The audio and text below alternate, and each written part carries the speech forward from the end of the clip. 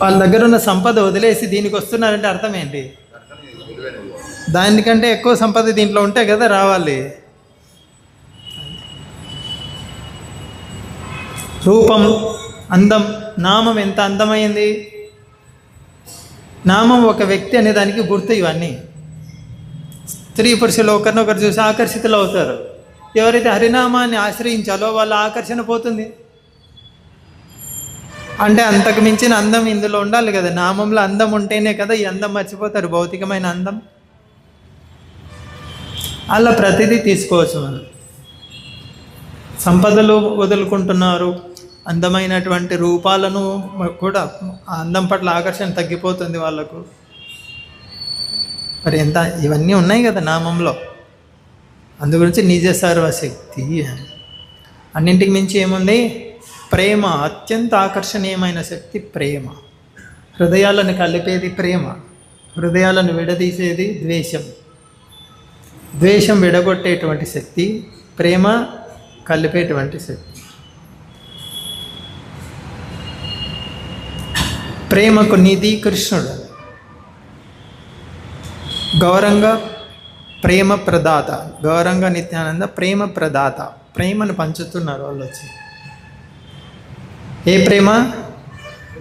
కృష్ణ ప్రేమ పంచుతున్నారు. ఇక్కడ నిజ సర్వశక్తి, భగవంతుడు తన శక్తి. తత్రార్పిత నియమిత శక్తి. చూడండి, భగవంతుడి శక్తి ఎలాంటి వాళ్ళనైనా మార్చేస్తుంది. శక్తి ఉంటేనే కదా మార్చేది. మృగారి ఎంత కిరాతకమైన వేటాడేవాడైనా చివరికి ఎలా తయారాడైనా చీమను కూడా తొక్కకూడదు అని. ఇంత మార్పు ఎలా వచ్చింది? నామంలో శక్తి ఉందా లేదా? ఉంది. వాల్మీకి ముని, ముందు ఆయన పేరు రత్నాకర,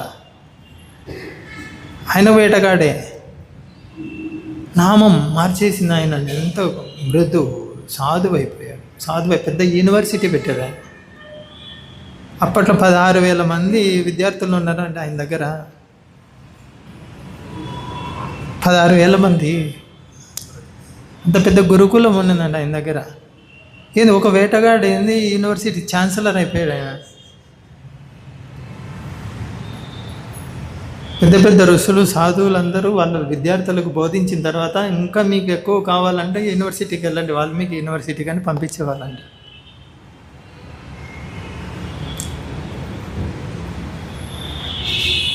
ఎలా సాధ్యమైంది ఆయనకు అది? నామాన్ని ఆశ్రయించాడు ఆయన. శక్తి, ఎంత శక్తి చూడండి, నామంలో ఎంత శక్తి ఉంది. మృగారి మారారు, వాల్మీకి మారారు, ఇంకెవరున్నారు? ప్రహ్లాద్ మారడం లేదు. శక్తి నామంలో ఎంత శక్తి. అజామిలుడు మరణాసన్నమై ఉన్నాడు, భయానకమైన స్థితి నుంచి కాపాడబడ్డాడు అజామిల్.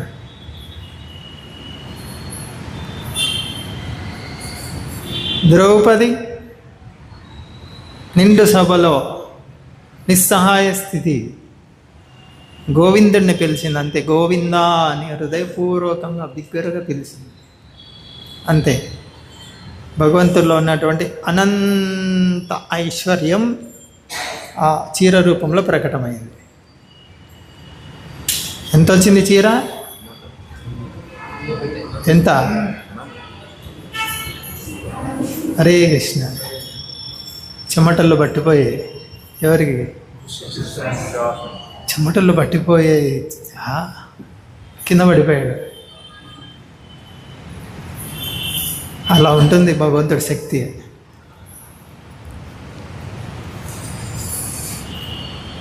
ఎంత చీర వచ్చింది, ఎంత చీర వచ్చింది.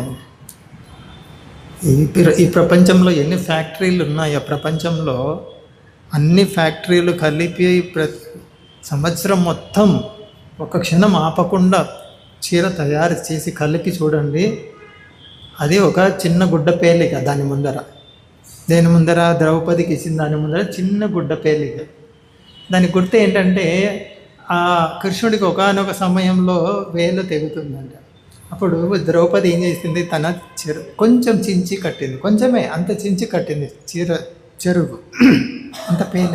అంత పేలిక ఇంత.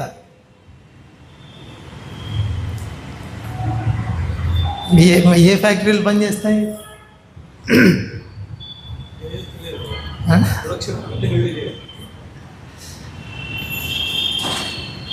అంటే మనం ఏం చెప్తున్నాము, ఉదయము 2 గంటల సేపు ఎవరి నామం చెప్తున్నామో మనకు అర్థం కావట్లేదు.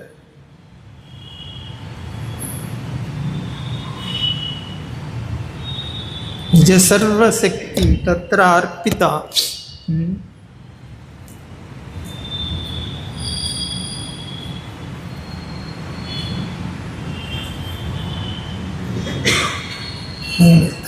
నియమిత స్మరణేన కాల.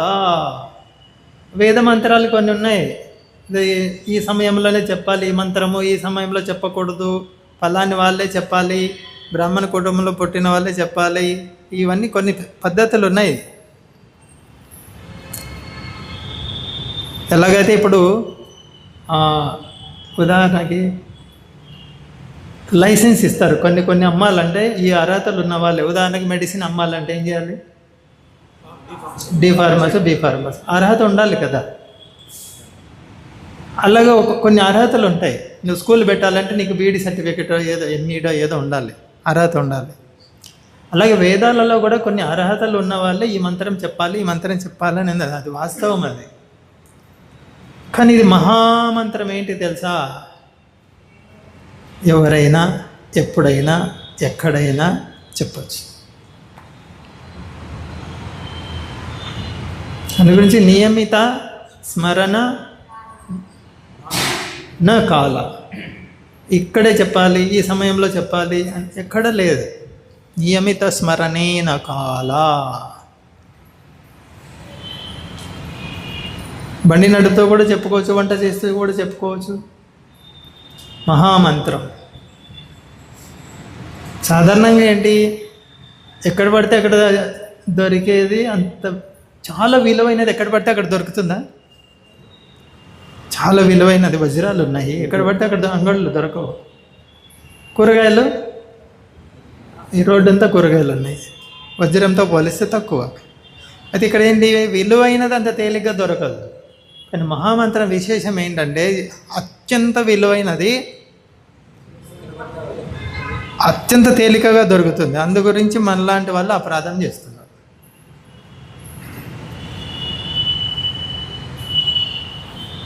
చాలా తేలిగ్గా దొరుకుతుంది కాబట్టి.